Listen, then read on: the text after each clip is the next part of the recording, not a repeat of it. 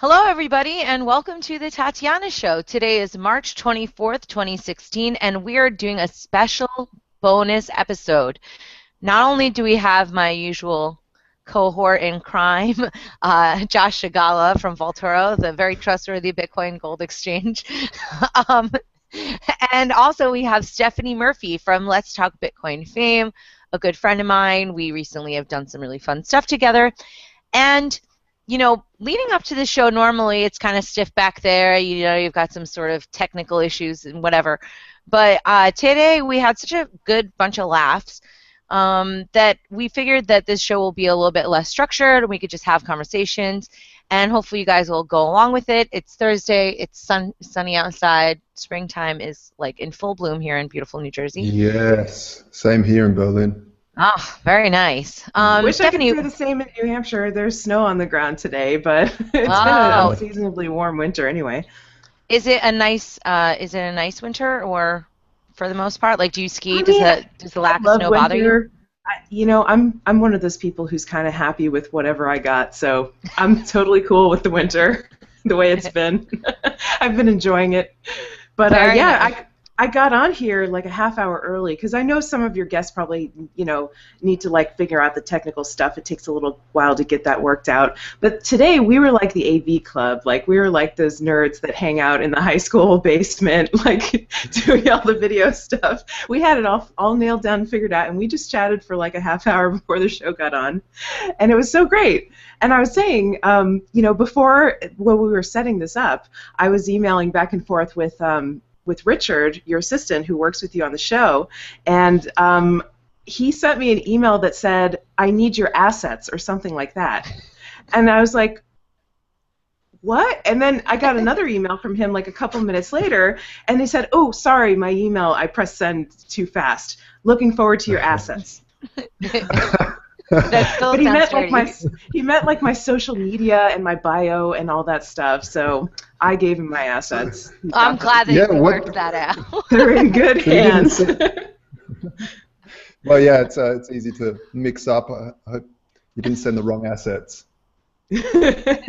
Hopefully not. They're always the right assets with Stephanie. Yeah. So anyway, I did send him a bio, but you know me, Tatiana, so you don't need to. I don't need an introduction. You could do it from memory if you wanted to. I want you to do the introduction of yourself. Because generally when we start out the show, so maybe we'll stick with a little bit to format, because some of our viewers don't necessarily listen to LTB. They haven't met you before, but they may have seen you in the Bitcoin 101 series that we just did. And that was super cool, but you don't really talk so much about yourself there. So why don't you tell people a little bit about the history of the doctor? Right on. I'm your doctor. You're my doctor friend. Well, first of all, if you're listening to this as a podcast on Liberty.me, you're going to hear my voice at the beginning of the show saying, "You're listening to a Liberty.me podcast. Liberty lives here," or something like that. I am a voice actor. I do a lot of podcast intros. I do a lot of commercials and video narrations, audiobooks. I've got dozens of titles out, some Bitcoin related, some not. And that's the way that most people know me now.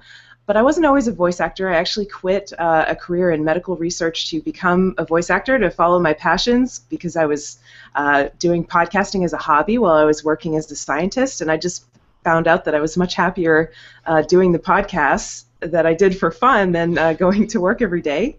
So I listened to my heart, and which is going to be a theme in our episode. and I quit, and I became a voice actor, and I also was really interested in Bitcoin since about 2011. So I've been using Bitcoin now for, I guess, about 5 years. Has it been that long? Wow, I feel old now.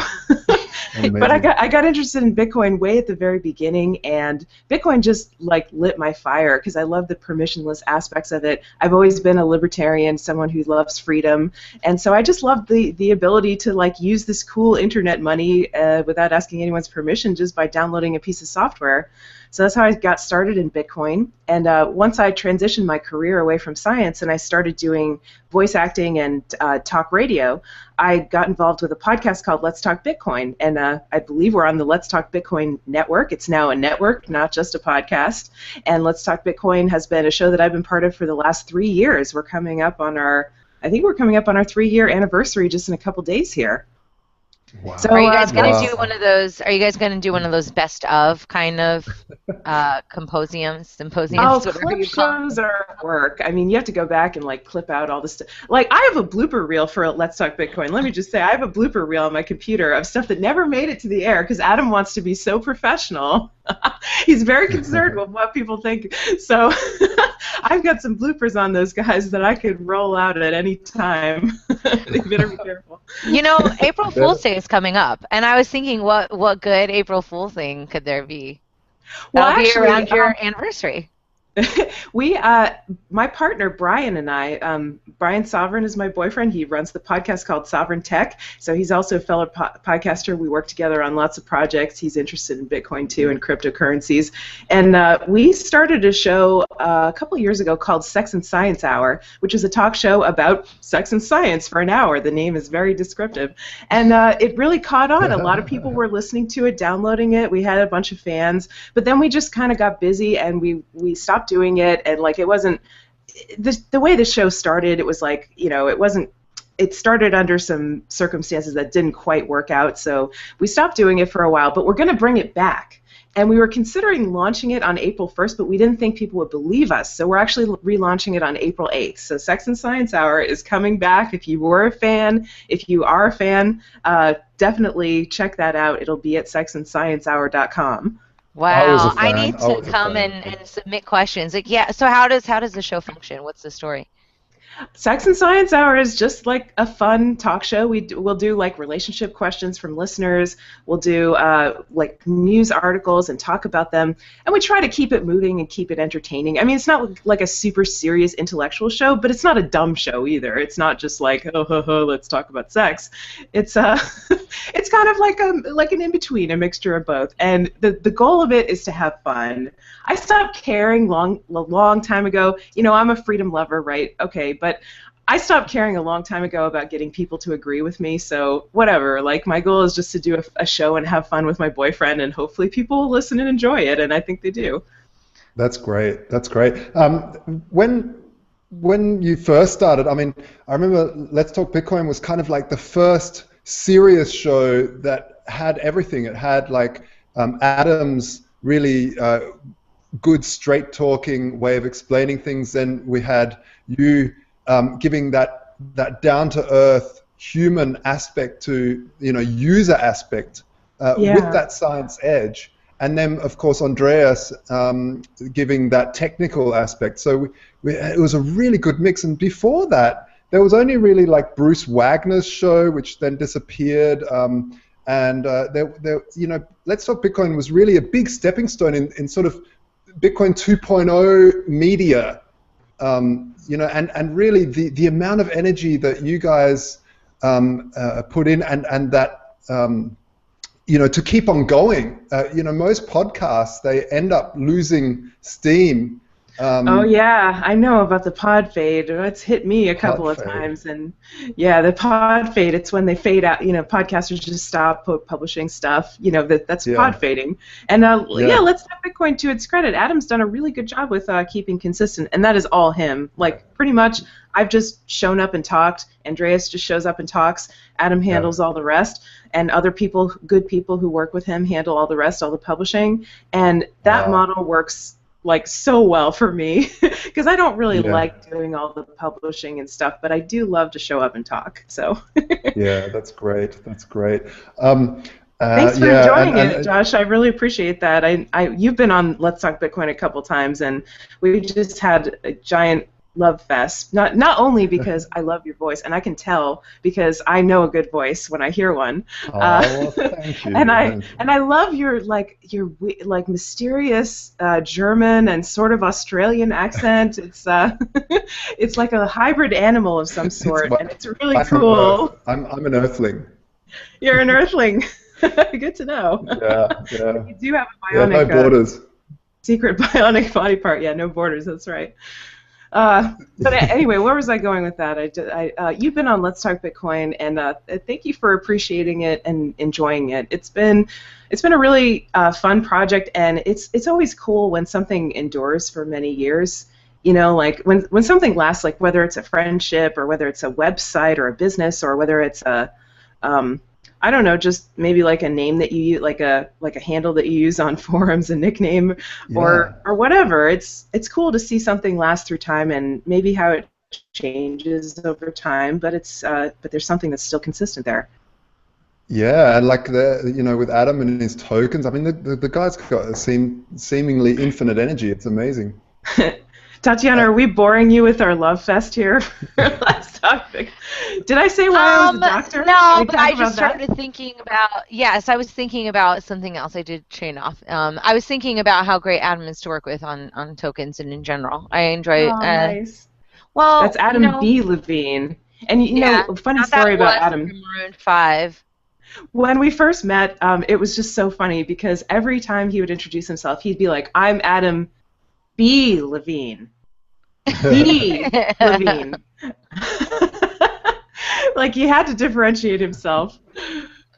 I mean, that's kind of a hard thing because people are like all excited it's going to be Maroon 5. Like girls are anyway because he's like a heartthrob. They're like, Adam's like cool, you know, but he's not like Halloween. They're like, what the hell happened? Well, whenever I hear people saying their middle name, I always think they're like a president's assassin or something. It seems like all assassins get their middle names spread out all over the news. Have you noticed that? Yeah, I think everybody's noticed that. That's like it's an identified shared characteristic between president shooters. It definitely gives you an air of something, authority or better love me than fear me. I don't know, something. Yeah. Stephanie, do you have a middle initial? I do. Yeah. Are you allowed to tell me?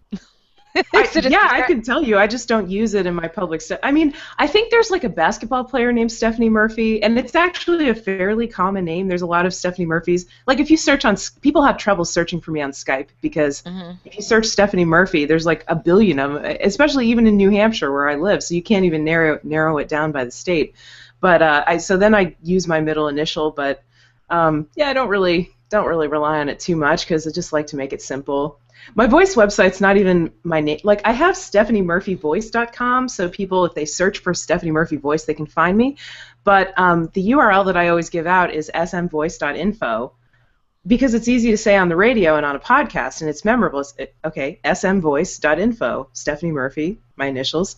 Although some people think it's like S&M, like a BDSM voice or something. Like. Well, you are in New Hampshire, and we know what kind of craziness goes on up there. What kind of craziness? Well, when I think of deviancy, I think of the Pork Fest, the tent where everybody, like the orgy tent, but the orgy tent doesn't seem to be filled with people that I'd be like, oh man, I can't wait to get into an orgy with these folks. That's always the problem at orgies is, just not everybody is always. If you have some standards, if you're picky, it's like hard to fit in. Eyes Wide Shut would be a good orgy. Like those people were really hot. So that one seems acceptable. Somehow I don't think you're going to get Eyes Wide Shut at Pork Fest. I don't know why you have to be so limited. I thought you were freedom-oriented. Well, I am not into BDSM. I tried it a couple times. Kids are.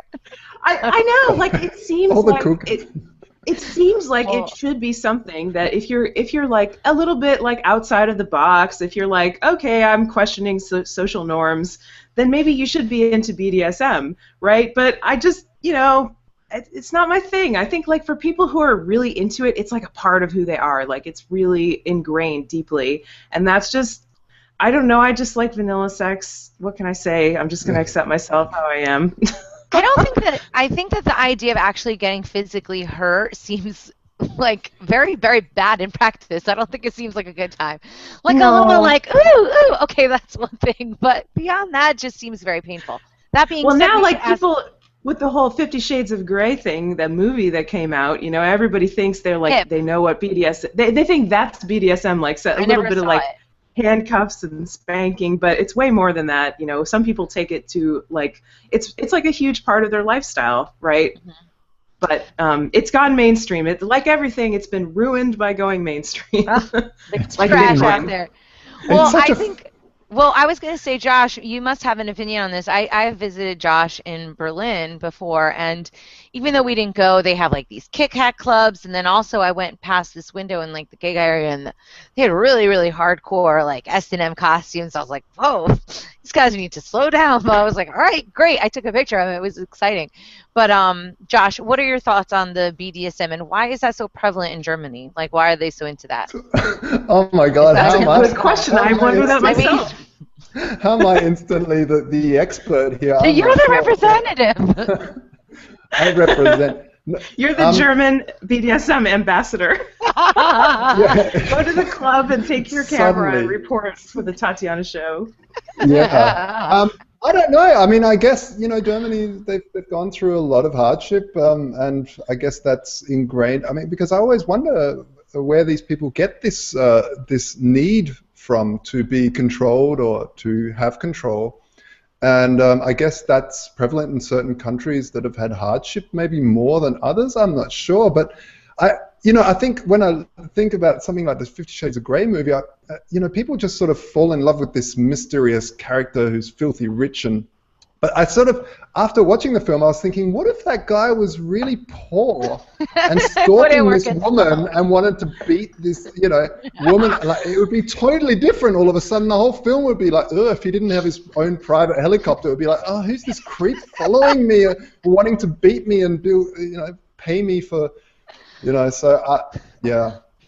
I think you guys are ruining the end of this movie for me. Now I need to see it. I think just like as a cultural reference point, like Showgirls. Remember when Jessie from Saved by the Bell was in Showgirls, and that was like Oh God, these awful yes. things that you needed to see. It had like it was referenced a lot, I guess. I totally remember that. Yes. I thought that she was the least hot of the Saved by the Bell girls, but I think that was her attempt to be like, I'm a sex symbol now, Tiffany Amber Thiessen. Back off, Well, Lisa. who did you think was the hottest? Tiffany Amber Thiessen. Yeah, she was pretty hot. I think that there was a pretty other like, yeah. At least though, Lark Voorhees was hot too. Yeah, She still looks good. She's like, well, she's got to be, I guess, in her 40s or 50s now, but she still looks good. So hot right now. So hot right now. Anyway, I think that we need to break away from BDSM and Saved by the Bell. Well, let's actually going back to BDSM. My theory with Germany maybe is because they're also very pressury on people to be really perfect. I mean, German precision, German craftsmanship, German cleaning. They're not messing around with any of those activities. So, maybe that, like, when they're a child, you have to behave, you have to do well. It manifests itself in their desires as adults sexually. Well, definitely, I read a really interesting book years ago about because Berlin was a really forward-thinking country before the rise of the Nazis or the National Socialists, and this book talked about how children 2 generations before, it was very normal to beat the hell out of them, that they should be seen and not heard, and that that's how you treat a child. You just beat them. And that was pretty normal in a lot of parts of the world, though, right? It was, but especially Prussia. People do weird stuff around. You know what? I would like to. I don't even want to try to psychologize people who like BDSM, because I've learned that I get into trouble if I try to do that with people who are kinky. I'm just gonna say, I don't get, for whatever reason they like it, good for them, right? That's their issue to work out, whether it's healthy for them, whether it's not working for them. They could do it all day long. It's their thing. I don't even really care to speculate why. It's just that, I don't want people to try to speculate about, well, why am I bisexual, or why is someone heterosexual, why is someone gay?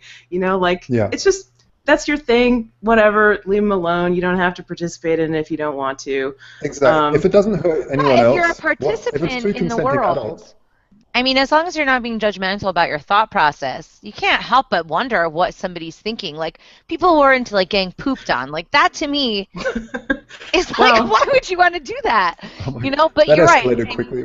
I hope. I wonder, yes, I wonder what they're thinking, but I try not to spend too much time wondering what they're thinking. Fine. Okay, let's talk about Bitcoin instead. Instead of the shots in or whatever it's called. Oh, God.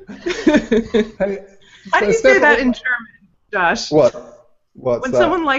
someone likes to get pooped on, what is the term for that in German? Oh my God! I've gone to the next level now. I'm being ambassador for the poop. Braunspaß or something. I don't know. Wow. Brown Spaß, it sounds like what it means. Anyway, seriously, Bitcoin and the price. No, seriously. I just can't get my mind off of that. Oh my God! This is really turning unprofessional. I'm glad I didn't say that I have a PhD before this. Probably giving it a bad name, but I did. I am a scientist. Let's focus. Enough of this. I hope that the people at home have found this entertaining. But really, this is the Let's Talk Bitcoin network, and we need to talk about Bitcoins. Do Stephanie. we though? I think we're. All right, let's talk about Bitcoins. Let's talk no, Bitcoin. we don't need to talk about Bitcoin, so we should probably stop talking about professional pooping right. or proclivities. Professional pooping proclivities. Right. Stephanie, So we did a yes, Bitcoin go. 101 I know what you're episode. going to say. Go for it. I'm going to try and bring it back to Bitcoin. So when I first started participating in Bitcoin, right, I didn't understand a lot of things, and I always found that it's really hard to explain, and it's really hard to find materials where you're not made to feel like an idiot. And since Stephanie is really, really knowledgeable, she's got this Bitcoin 101 talk that she did. Josh, were you in Vegas? No. For some reason, I thought you were. Anyway, she was in Vegas a few months ago, the Bitcoin Investor Conference, and she did this one-on-one talk, which is actually on my website, tatianarose.com, and you can get it on smvoice.info. But anyway, she did this one-on-one thing, and so we decided to do a series of short videos. And you know what? I bet you we could play one of them right now. Ooh. Should we do that? I learned the other day that you could do this. In all the time of doing the show, I never realized that I could share the screen. So wow, how meta. Video within a video. Yeah, we're just going to play it for like a split second. Yeah, do it. I think our videos came out so good, Tatiana. I'm proud of them. I want to blast them all over the place. Yeah, I thought that they were really fun. Really important. I think they're really important too because, you know, sometimes us people that have been around in Bitcoin for so long, we really understand it so well that it seems so passé to even talk about the simple first steps that people that have never heard of a digital currency or a digital asset or anything else is where do I start? What do I do? And so having people really down-to-earth people talking about this stuff is really, really, really important, and it's a great asset to be able to share around. Yeah, we had a good time with it. So I'm going to try and do this. The people at home that are listening to a podcast are going to be like annoyed. Are we going to do like an MST3K thing where we like I don't know. a commentary track over it? No. Okay, I don't want to try because I'm afraid that I'll mess it up and then it'll suck for the people at home. But needless to say, everybody check out the Bitcoin 101. These are the topics that we cover. Introduction, so you know what we're talking about. What is Bitcoin? How to get a Bitcoin wallet? How do I get Bitcoin? How do I send and receive Bitcoin? Basic security and privacy. Why is Bitcoin cool and revolutionary? And what are artist coins? So I think I don't know. I like the why is Bitcoin cool and revolutionary? Maybe we could talk about that. Yeah, I like all of those, and definitely go check out the series and share it with your friends who are bit curious. I love that phrase. That's a good one. I like that. Share it with the bit curious friends because like I think when we first found out about Bitcoin, Tatiana and I, it was pretty early in the game, and there wasn't a lot of like straightforward, just non-technical, non-geeky explanations for what Bitcoin is and how do you like use it every day. And I really didn't quite get Bitcoin, I would say, until I did my first Bitcoin transaction. After that, it clicked, right? It was like I installed the Bitcoin Core software, which was like the only software that there was at the time. And then somebody sent me, actually I think it might have been Roger Ver, Bitcoin Jesus himself, who blessed me from the heavens with half a Bitcoin as a tip to my podcast that I was doing at the time. Amazing. And I got it, and it like a little notification popped up that said, you got some Bitcoin. And well, it said that in text form. It didn't like say it with a voice. But anyway, I got some Bitcoin, and then I sent somebody else a tip, and I was like, wow, that's how it works. You just put in the person's address you want to send it to, and you send it, and it goes over the internet on the peer-to-peer network. I get it. So, people can have that experience, but it's also, I think it also would have been great if someone just explained it to me in a really like short, simple, easy to understand way, and then I could do that. Then it would have been like, oh yeah, okay, I'm a user for life. That was great. I had a good experience being introduced to this new technology that is probably going to be part of all of our lives for many years to come. Do you think that there's been anybody that's made a Bitcoin for life tattoo? I like that. I feel like that would make a good tattoo, like Thug for Life, or Thug Life, and it'll be life. Bitcoin. No, just Bitcoin for life, or. I bet there have been people. I haven't seen their I mean, you can email tattoo photos to Tatiana at CryptoMediaHub. Show me your Bitcoin. Yeah, show me your Bitcoin tattoos. Send them in for the show. Definitely. We'll figure out how to screen share by next time. We could show people your Bitcoin tattoos, everybody. Do you guys have any tattoos? For research purposes only. I do not have any tattoos. I like I said, I'm happy with what I got. I like the skin I got. I'm going to keep it that way as long as I can. What about you guys? I have a tattoo, but I would probably, I think that removing a tattoo leaves your skin all gross and scabby and disgusting anyway, so I would just leave it there because it's not anything that bad. But I'm with you. I feel like regular old skin is good enough. God made skin good. I spent the first 15 years of my professional life being a designer and special effects guy, and every time, I'd do something, I'd fall in love with an image, and then, 3 months later, I'd be like, oh, that's looking old now. And then I think, if I ever had a tattoo, I would just be like, because it's always evolving, my style and stuff. So, you'd be wanting to change your tattoo over time? Yeah. Oh, something, I don't know. So I've always been afraid of tattoos, yeah. Of that lock-in value. But people say, well, it's something to remind you of a certain point in time of your life. So I see that point as well. Yeah. Hey, well, there's lots of things that could remind you of certain points in time, right? Like a journal. Yeah, a journal, blog posts, recordings. Yeah. Maybe even scars or things like that. I mean, it's true. Nothing is, we'll get all philosophical and zen here. Like, nothing is permanent, right? Like, our skin changes, our bodies change as time goes on. We're not going to be young forever. I don't like that, by the way. You might I'd like lose to put the in a private key petition. to the public key that you've tattooed,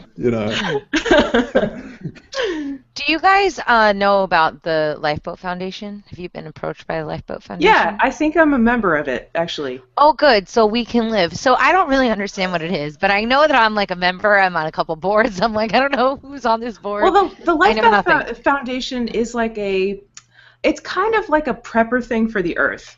Like, that's the best way I can describe it succinctly. It's like they are trying to think preemptively about problems that could end the world and then, like, address them proactively.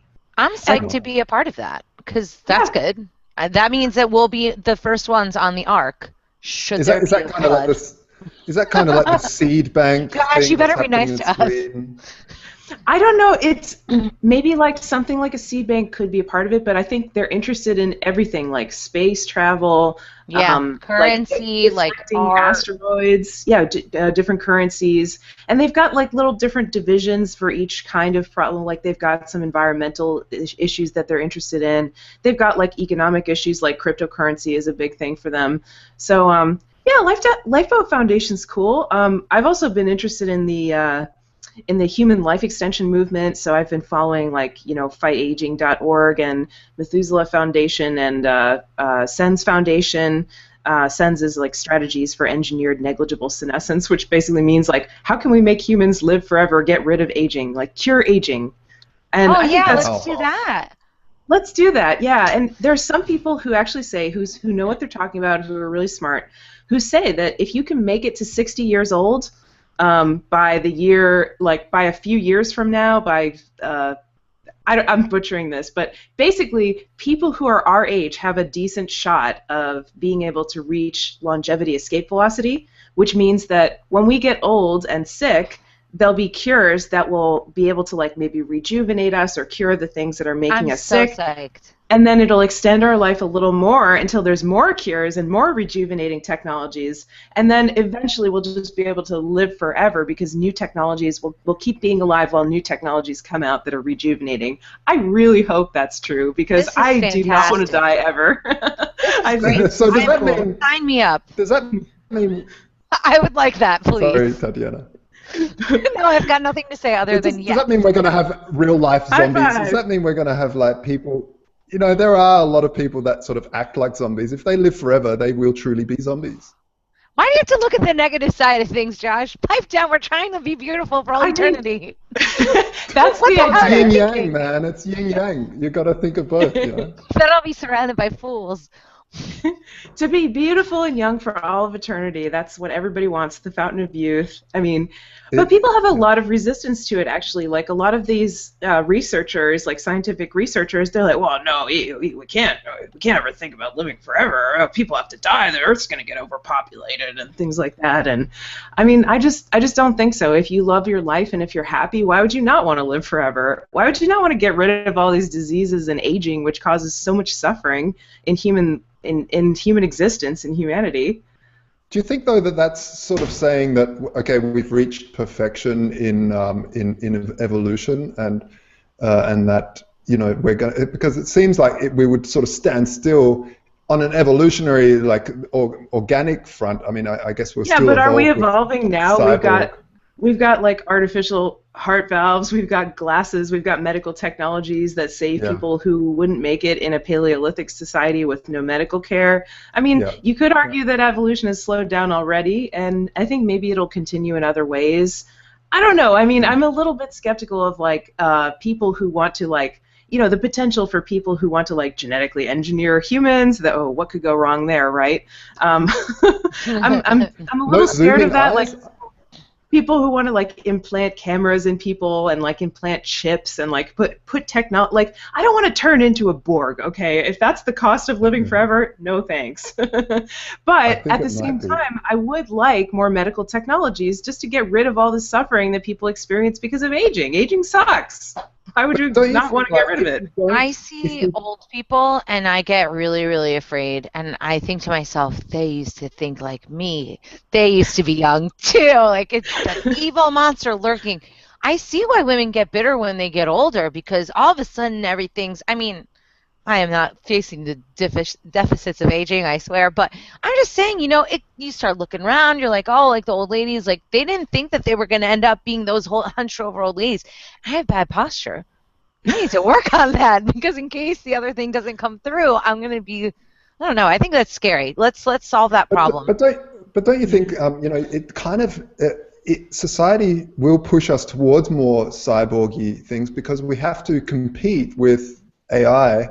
And to compete, we basically plug ourselves in to be able to compete on that level because it's as long as it's not people. attached.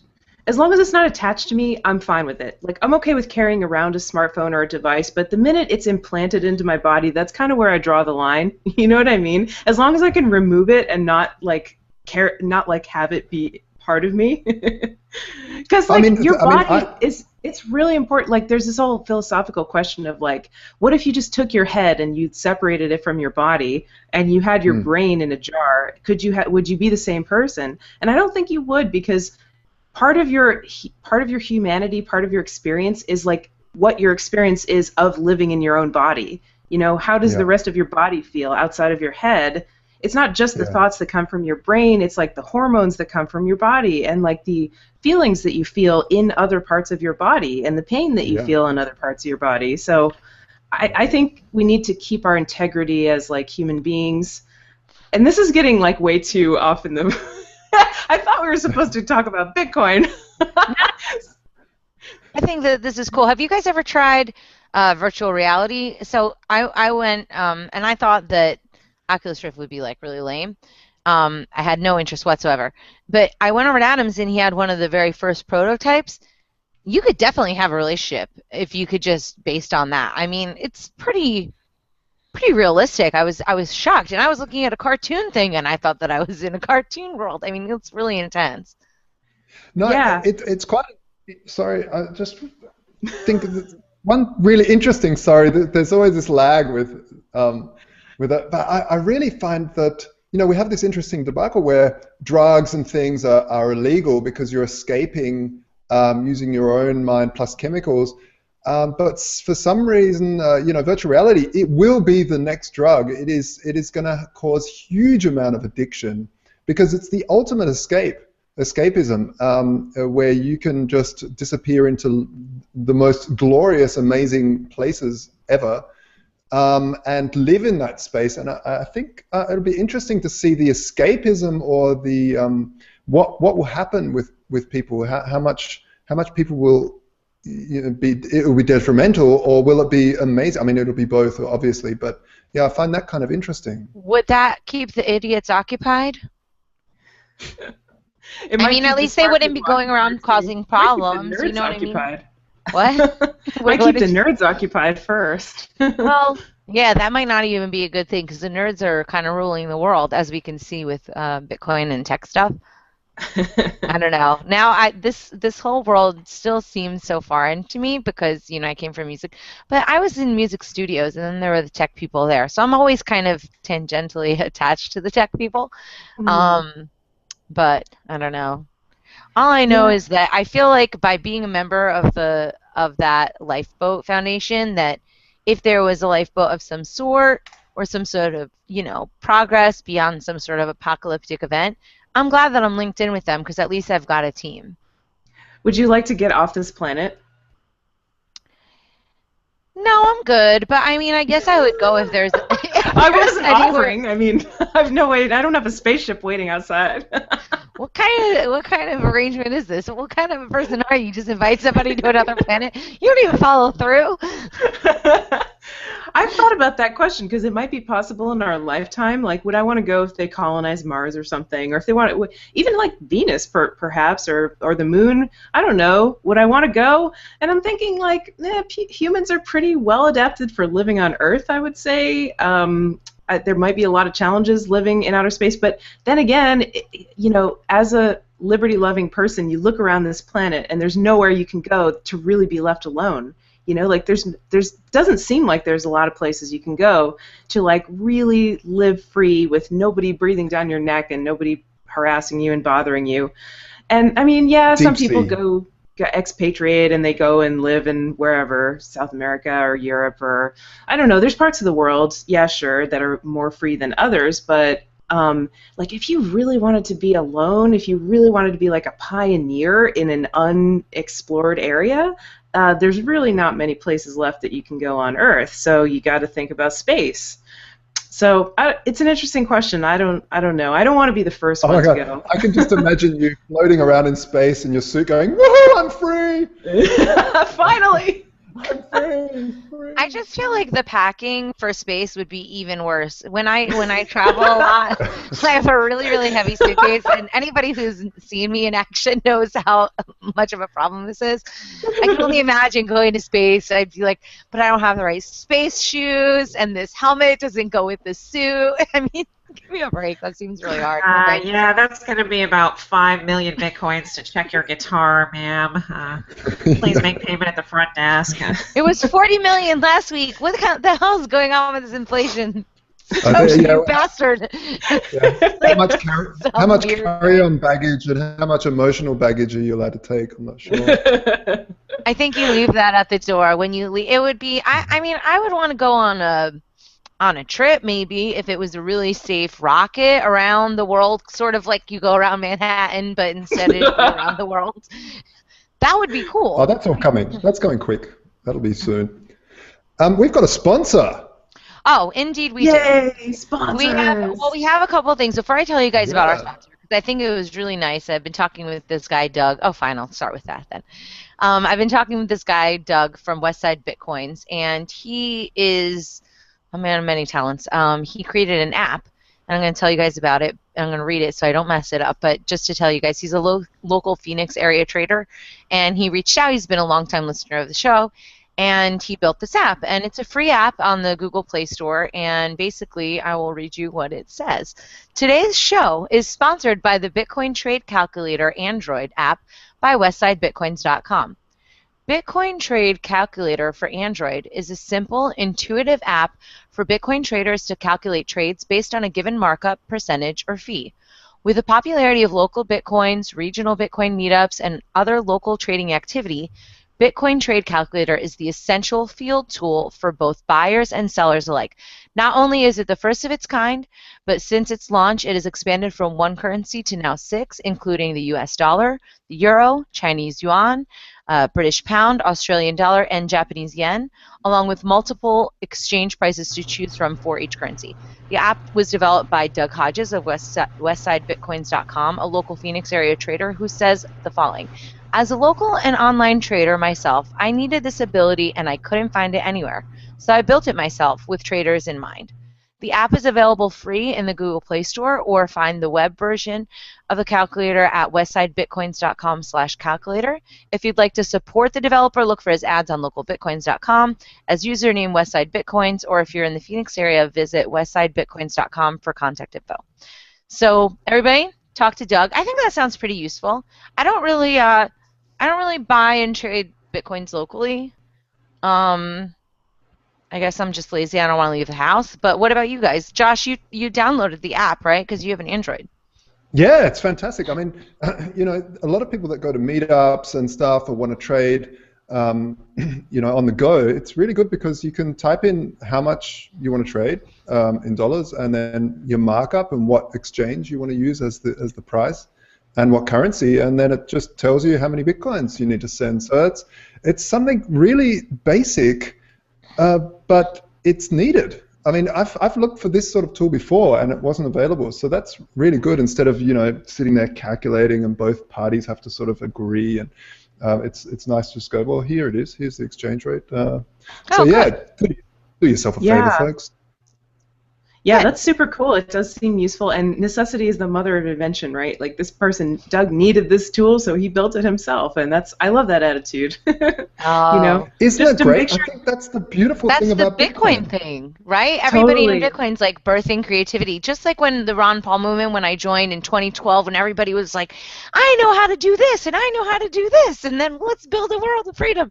And then everybody found out about the elections, and it went, woo! But let's put a blimp in the air. How cool was that blimp back then? That was awesome. I didn't see the blimp. Yeah, it does sound like I remember the blimp. Wow, good memory, Josh. Oh my gosh. Yeah, I was following that blimp. I was flying around like in Australia, and like I'd refresh. Where's the blimp? I was so excited about Ron Paul, and then the elections. You saw how corrupt. Yeah, I mean, how did that all work out? Like, that was a big. I feel like we're flirting with the political topics. Are we going to talk about the American elections, or I think we could spare ourselves that torture? It would be a pretty short conversation for me, because I'm not participating in any way. Me neither. I feel the same way. I don't like that people automatically think that I'm voting for somebody. Like, do you like Bernie Sanders yet? I'm like, no. They're like, do you like Donald Trump? And I'm like, no. I don't like any of this. This is so silly. Like, get me out of here. Do you? Ron Paul was right, the last like you want to ask them back, do you? Ron Paul was the last real hurrah for me. There's another announcement that I needed to make, which was something that Lynn Ulbricht told me about, as you guys know, and are also friends and supporters of Ross Ulbricht, our friend who is in jail for 2 life sentences plus 40 years plus, I think, $183 million fine for creating a website. Never innovate, guys. You can just watch it and stay and work for the man. Anyway, so they're doing a march. His birthday is over the weekend. And they're doing a march. I'm looking to see if I could find this. Sponsors link. No, that's not it. It's in San Francisco, in front of the San Francisco Fed on the 28th, which is Monday. In front of the San Francisco. Okay, so what's the point of having it in San Francisco where he's actually in New York, right? Yeah, but he got arrested in San Francisco, so I Oh. guess that's why. Okay. But apparently they're expecting a decent amount of people. I would definitely go. You know, I obviously am friends with family, and we're always trying to think of different ways to kind of keep engaging people so people don't forget. And I think that a rally like this could be cool. So I wish I could be there. The Mm, information is help free Ross Ulbricht peaceful demonstration. Of course, it's important peaceful in front of the San yeah. Francisco Federal Reserve Bank, 101 Market Street in San Francisco, March 28th, which is Monday, at 6 p.m. So please bring a free Ross sign and contact Stand Up for Ross at protonmail.com. And also, if people want to see what's going on with Ross, they just recently did the page over the freeross.org page, and they're still doing the art contest where Ross did something called The Trial I Saw, and he drew a picture of what the trial was like from his perspective. And I was just in prison visiting him a couple weeks ago, and I asked him, I'm like, what's up with everybody wearing the masks? And he said that, that everybody just kind of had their role to play. Mm, And it seems unfortunate that he can't, communicate with people. But Bitcoin.com is doing this thing since his birthday is on Saturday that they're going to be having people send in birthday cards or send letters. They've been having a series where people write a letter to him and stuff. So, even if people don't have money, obviously money is really important. I mean, the family, it's not a rich family or something. But yeah, also, they've been fundraising. They need, I mean, legal defense campaigns are not cheap. That's for This has sure. Yeah. been, I won't even repeat. Let's just say just the appeal paperwork that they just filed, which is why they're doing that contest. The people need to be paid for that. So that alone was like $13,000 just to Oh, file Oh, man. papers. I mean, wow. how is that Wow. possible? And think about it. Unless they're filthy, filthy, I'm talking multimillionaires, they can't possibly afford this. So, if people can't, if point is if they can't donate, they could at least write him. They could tell people about it. And I've been trying to figure out a way that people could kind of get more involved, like on a different level than just asking people for money. And luckily the family's really creative, and I don't know. That was it. I just wanted to give a shameless plug for my Yeah. friends Thanks supporting for doing Ross. that. I was curious how the picture was going. Has the whole picture been revealed yet? No, it hasn't. Like a lot of it has. So I think that that's why. But Roberts and Roberts, Tim, who we always see up at PorkFest, he has Roberts and Roberts, which is like a golden brokerage, whatever. Hmm. Um, he is he donated like these little gold bars. So what people do is they look at this picture. It's art.freeross.org, and they donate, anywhere from $1 to $50 or more, and they're basically trying to get rid of all those little squares, so you can't see them anymore, and you can only reveal the picture. It's actually quite good. Yeah. When I heard about it, I was a little bit worried. Why? What if his picture is not good? But Ross is a very, very talented artist, so I think Mm. that if you think about how art is supposed to influence politics and people's culture and things like that, this is a really innovative use of technology How do people to see tell a it? story. They have to donate money, and they could win a bar of gold if they do. So not only, and also they could post a message. So what Ross's mom is sending to him is the messages that people write, like, "Hey, get well soon," whatever. I mean, Yeah. get well soon. That's probably not what they're saying. Get out soon. Yeah, Get out get Get out of soon. free there. soon. Yeah, get free soon. And it's his birthday over the weekend, and it's like $1 or $2, and I think it should be rewarded for like effort alone. I think it's really awesome. Mm. So And this sort I'm of actually, competition is great for Bitcoin. I mean, to be able to send, $1 or $50 or $100, just like that, and see it appear and see it change, it's great. And what's the website people go to um, partake? well, their regular website is freeross.org, but this is art.freeross.org. But you can also click on it from the main page. But if you want to just be easier, um, yeah, I'm gonna be seeing Lynn. I'm going to Austin next week Cool. to speak in the San Antonio Libertarian State Party Convention in San Antonio. So Lynn is going to be speaking. Jeffrey Tucker is going to be there from Liberty.me, one of our people.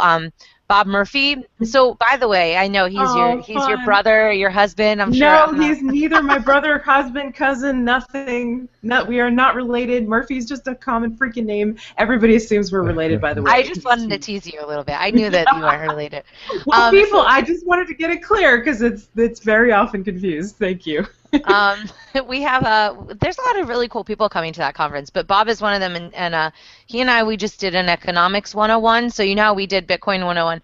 When I think about fighting with people in terms of politics, you know, somebody's a liberal or they're like conservative, and I'm just like, but the best side and like the best way is liberty, because you could both coexist. Yay! Yeah, so I think that a lack of Definitely. understanding of how economics works is a way that people don't necessarily see eye to eye. I mean, both sides doesn't want to have poor people, right? Nobody wants to see suffering, but they just don't understand how to get there. So me and Bob, we made a economics 101 on my YouTube, which is Forevermore Tatiana.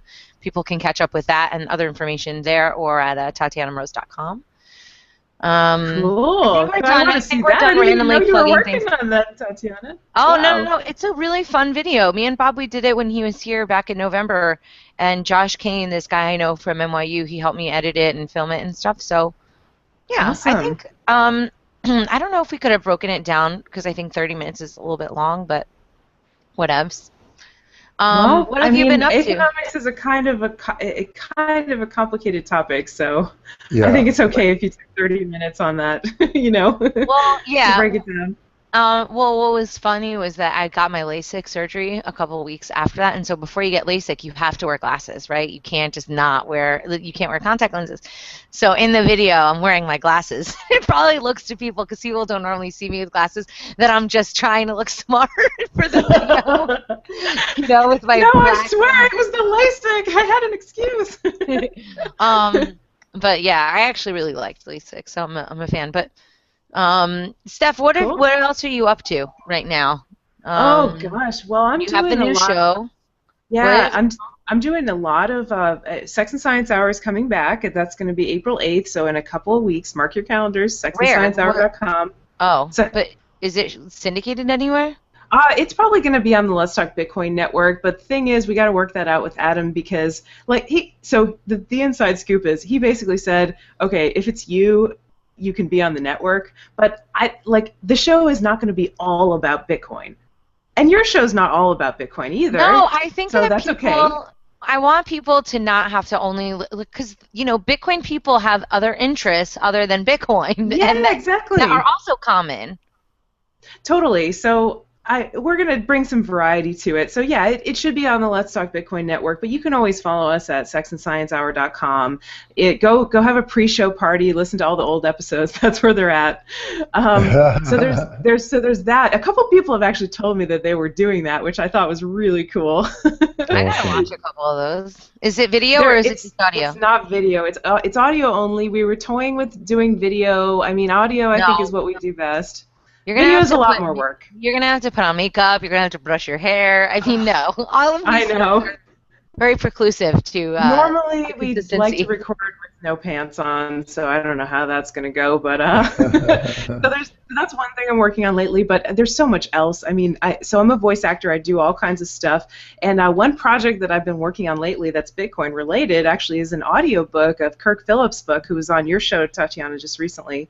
And it's called The Ultimate Bitcoin Business Guide. And it's not just for businesses, it's just for anybody really who wants to be able to manage their Bitcoins, I think. I mean, I learned a ton from reading Kirk's book as I did the audiobook, and you can probably learn from it too, no matter who you are. But it's great if you do have a business that uses Bitcoin. It'll give you the scoop. It gives you everything you need in a non-condescending way, but also without giving too much extra information. It just kind of tells you exactly what you need to know to get your business working with Bitcoin. So that's going to come out soon. It's not available on Audible yet, but it will be in the next couple of weeks. So check for that. It's the Ultimate Bitcoin Business Guide. one book that I do have out is the Book of Satoshi, which is very popular with the Bitcoin crowd.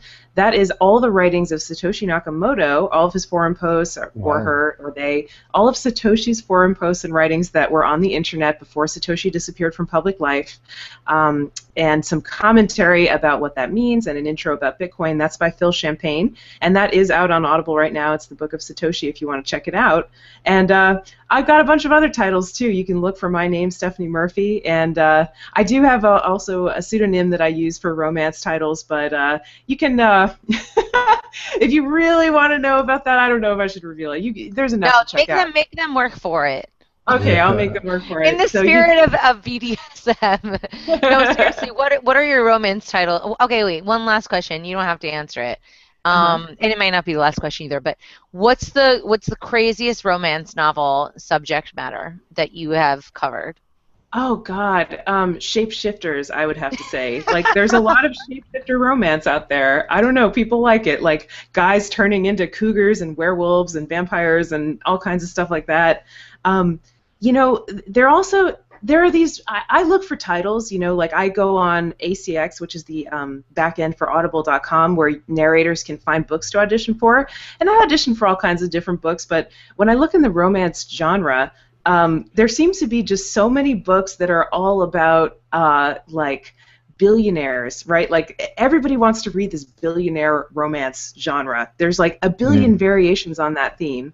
And then there's like pregnancy romance where like somebody gets pregnant and like then they have to find a man and I don't know, or they don't know who the father is. And that's something about what women are going through. Maybe there's a lot of women out there that are abandoned first-time mothers, you know, pregnant, big baby, no boyfriend.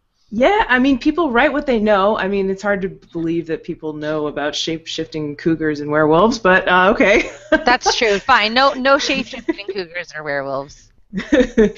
So yeah, the romance genre on Kindle books is quite interesting. You can like look through and maybe make some social commentary about the themes. But you know, I also hear stuff about romance books that like women get addicted. Like there's some religious groups that like Mormons and like some Christian groups that are like they have these websites about women getting addicted to romance novels and saying that this is bad. It's almost like looking at porn. It's like you're lusting in your heart. Good. A little lust is okay. I think so too. I wholeheartedly agree. Buy my books on Isn't it funny? Audible. But if they read like, if they read criminal stories, it's like, oh yeah, that's all good. You know, right? It's strange. Exactly. Yeah. One thing that I think would be really cool. You've got the writings of Satoshi. It would be really nice to have the writings of Dread Pirate Roberts because I think some of his early writings were really, really inspired, and I always enjoyed.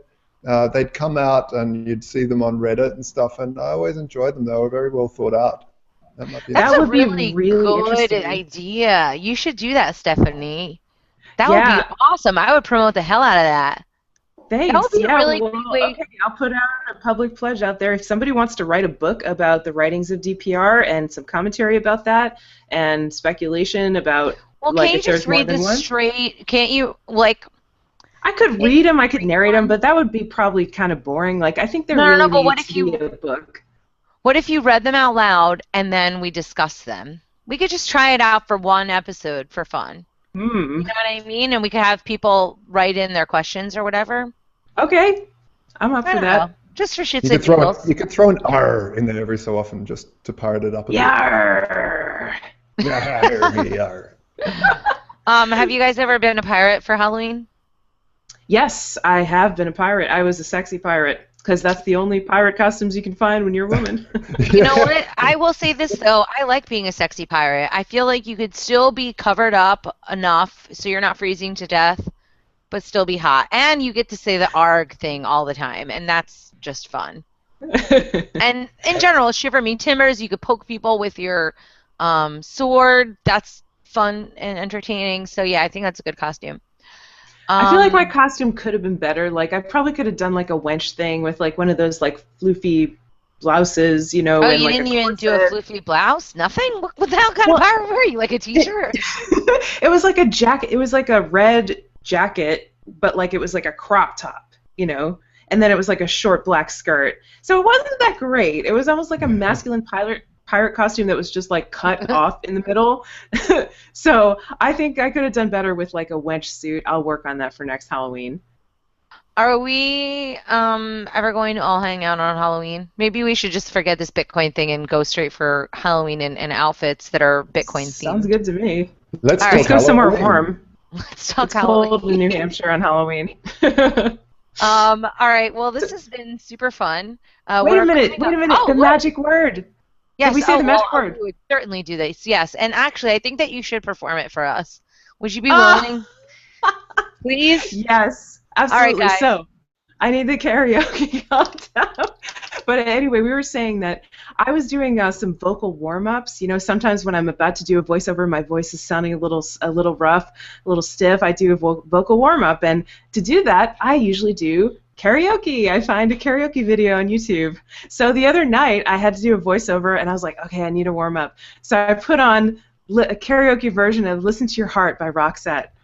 And Nice. and I started belting it out, and so the magic word for this episode is listen to your heart when he's calling for you. Listen to your heart. There's nothing else you can do. I don't know where I'm going, and I don't know why. Listen to your heart. Before Yeah, that whole thing is the magic word. goodbye. So serious in the end. Yes, so listen to your heart. That's the magic word. This Listen is to a your super heart. fun show. I think this is my favorite show ever. Yes. So fun. Stephanie Murphy, you're so beautiful and lovely. Thank you so much for not only coming on the show, but being such an awesome friend. Thank And you, Tatiana. I feel the same way about you. You fucking rock. I guess that was the first swear. Oops, it came out of my mouth. You freaking rock. You are the best. And I'm so glad to have been on your show. I'll come back if you want me to come back anytime. Totally. Just let me know. And yeah, thanks so much for having me on. All right. Thanks so much for coming on. Josh, any parting words for our audience members? Look, just keep it real, keep smiling, and follow your heart. Listen to your heart. That's right. That's right. And check out the Bitcoin 101 videos that Tatiana and I did. Share it with your Bit-curious friends, and we'll all have a good time. Yes, excellent. Everybody touch base at TatianaMrose.com. Thank you to Liberty.me. Let's Talk Bitcoin, IPM Nation, LRN.FM, all these people that want to syndicate us. You can syndicate us too. Just write us. Come to CryptoMediaHub.com, TatianaMrose.com, Voltoro.com, smvoice.info. Good night, New York! Woo! Bye.